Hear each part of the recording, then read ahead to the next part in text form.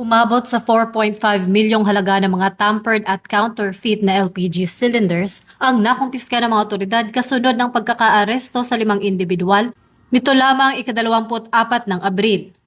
Ang matagumpay na operasyon ay isinagawa ng mga operatiba ng RSOG RID3, CIDG Bataan PFU at Mariveles MPS sa pamamagitan ng isang buy-bust operation matapos makatanggap ng sumbong hinggil sa talamak na illegal na refilling at pag-alter ng mga tangke ng gas sa lugar. Sa aktong paghuli, na-recover ng mga pulis ang daang-daang cylinders ng iba't ibang laki, isang delivery truck na kargado ng mga peking tangke, mga refilling equipment at mga gamit sa illegal na pagre-reseal.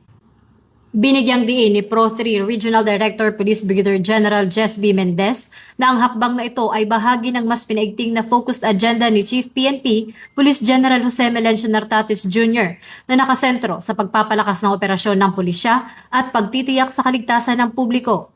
Ayon kay Police Brigadier General Mendez, hindi lamang simpleng pagnanakaw sa gobyerno ang ginagawa ng mga sospek, kundi isang malaking banta sa seguridad dahil ang mga tampered na tangke ay maaaring magdulot ng sunog o pagsabog. Aniya mananatiling agresibo ang PNP sa pagsugpo sa mga ganitong aktibidad upang protektahan ang mga komunidad laban sa mga panganib na negosyo. Ako po si Patrol Woman Sari Bernales, nagbabalita para sa Police News Network. At ito ang bagong PNP para sa bagong Pilipinas, serbisyong mabilis, tapat at nararamdaman.